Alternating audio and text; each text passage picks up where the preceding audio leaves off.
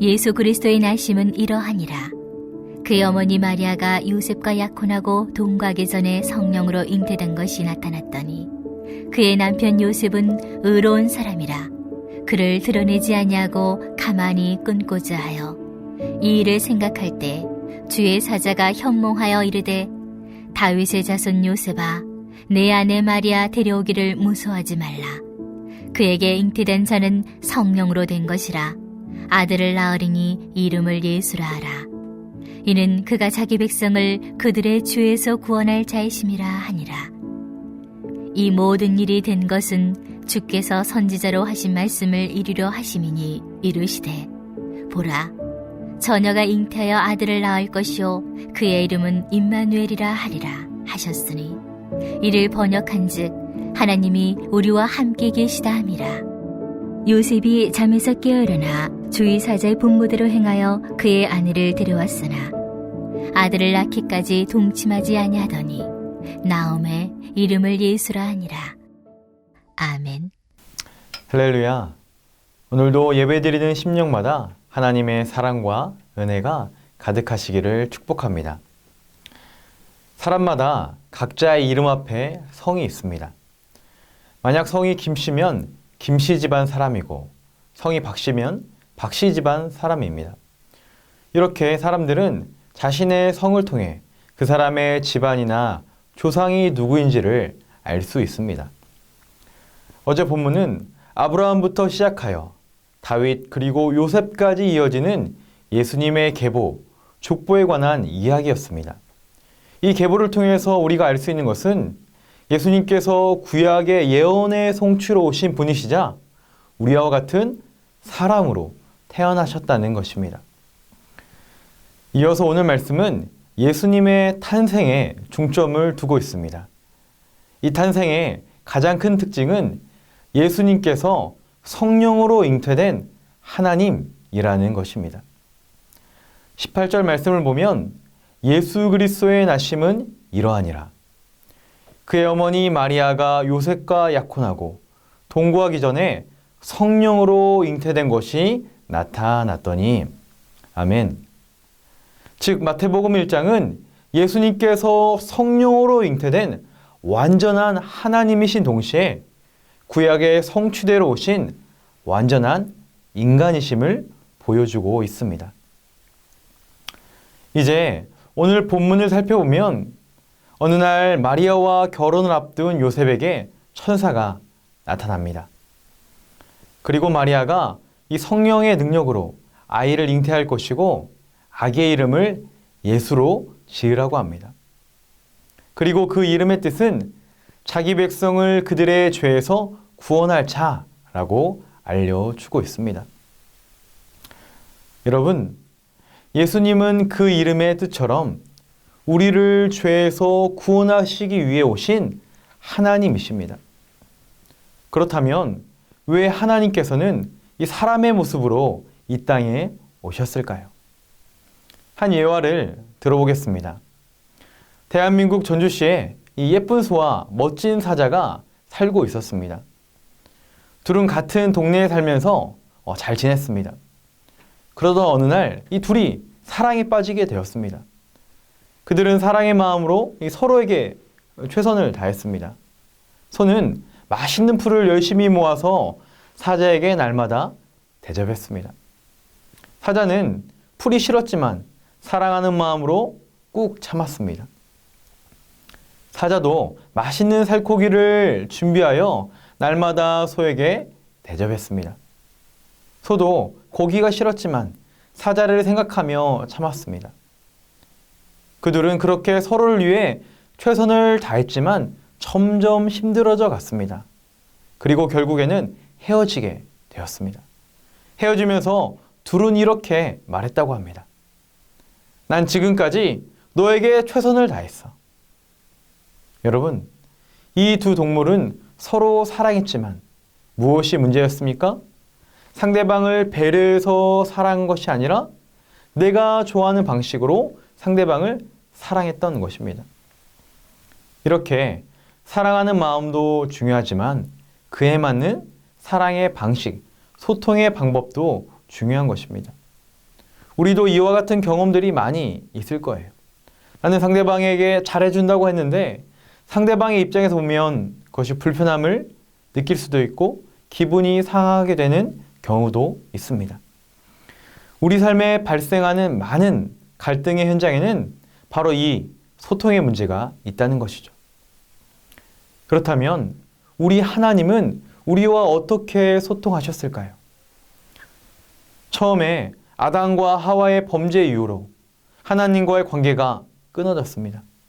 그렇지만 하나님은 우리와 계속 소통하시기 위해 하나님의 사람들을 보내주셨습니다. 모세와 같은 선지자를 보내주시고 때로는 이사야나 예레미야 같은 예언자들을 보내주셨습니다. 그래서 어려운 순간마다 우리를 도와주시고 구원해 주시며 놀라운 기적을 통해서 내가 너희와 함께하고 있고 너희를 사랑한다 라는 것을 보여주셨습니다. 그리고 십계명과 율법과 말씀을 주시면서 하나님이 어떠한 분이시고 우리를 얼마나 사랑하신지를 우리로 하여금 듣게 하시고 말씀해 주셨습니다. 그러나 그것만으로 완전한 소통을 이룰 수가 없었습니다. 그래서 마지막으로 완전한 소통을 이루기 위해 하나님이 직접 인간의 몸을 입고 이 땅 가운데 오셨습니다. 그분이 누구십니까? 바로 예수 그리스도이십니다. 하나님께서 우리와 소통하기 위해 하나님의 사랑을 우리가 완전히 알 수 있도록 인간의 몸을 입고 예수님으로 오셨습니다.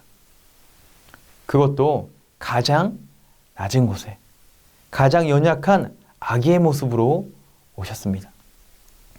여러분, 이것은 하나님께서 우리 사람들의 아픔과 슬픔, 가난과 고통, 죽음의 문제를 경험하시고 함께 참여하기를 원하셨던 것입니다. 그래서 오늘 말씀에 예수님의 또 다른 이름을 이렇게 소개하고 있습니다. 23절에 보면 그의 이름은 임마누엘이라 하리라 하셨으니 이를 번역한즉 하나님이 우리와 함께 계시다 함이라.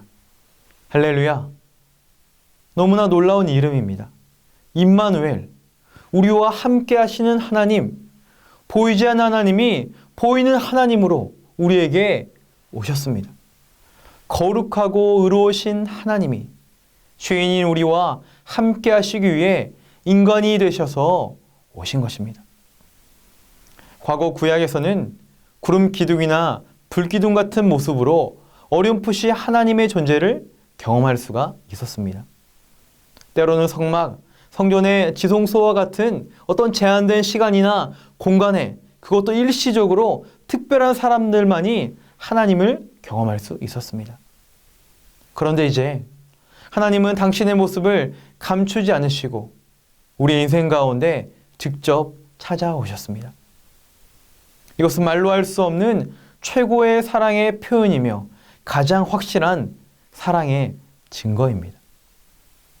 사랑하는 안디옥 성도 여러분, 하나님께서 우리와 함께 하시는 것이 최고의 축복입니다. 믿으십니까? 하나님은 저 멀리 하늘에만 계신 분이 아니라 지금 우리와 여러분과 함께 계시고 함께하고 계십니다. 그분은 우리의 연약함과 어려움을 외면하는 분이 결코 아니라 우리의 모든 것을 다 아시고 동참하시는 분이십니다. 임마누엘은 우리와 함께한 하나님의 사랑이 얼마나 크고 진실하시고 놀라우신지를 보여주고 계십니다. 그렇다면 우리가 이런 큰 사랑을 받은 자로서 어떻게 하나님께 나아가야 할까요? 첫 번째는 우리도 주님과 연합한 삶을 살아가야 합니다.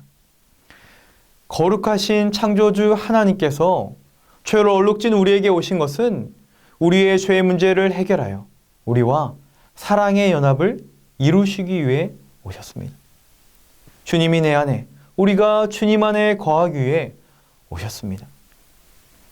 그렇게 우리도 주님과 깊은 연합을 이루기 위해 믿음의 자리, 은혜의 자리로 더욱 나아가야 할 줄 믿습니다. 2021년 코로나가 지속되는 상황이지만 주님과의 교제를 위해 여러분이 시간을 정하시고 장소를 정하시고 이 뜻을 정하여 주님께로 나아가시기를 간절히 소망합니다. 더욱더 기도하시며 예배하시고 하나님을 더욱더 찾고 구하시기를 간절히 축복합니다.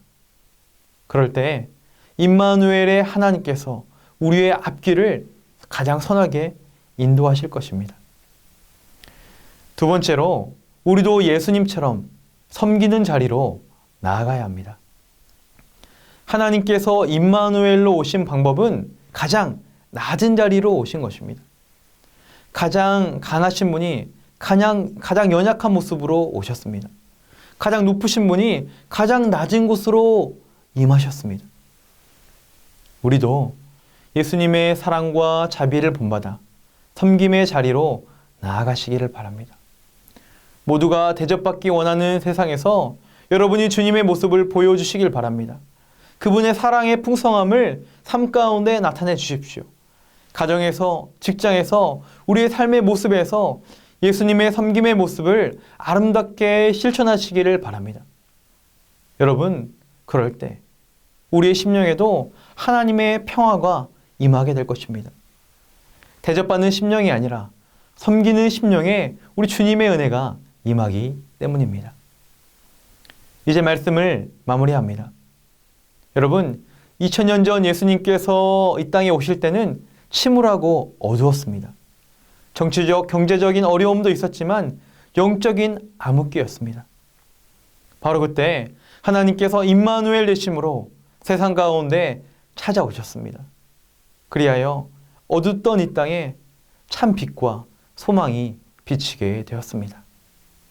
오늘날 우리도 힘든 시기를 보내고 있지만 어두운 우리 심령에 그 임마누엘, 하나님의 은혜가 충만하게 임하시기를 소망합니다. 임마누엘의 은혜가 여러분에게, 여러분의 가정에, 그리고 우리 교회와 이 나라에 임하기를 간절히 소망합니다. 우리가 이 믿음과 소망을 가지고 새 힘을 얻으시고 하나님 기뻐하시는 믿음의 길을 담대하게 걸어가시기를 우리 예수님의 이름으로 간절히 축원합니다. 말씀을 기억하며 함께 기도합니다.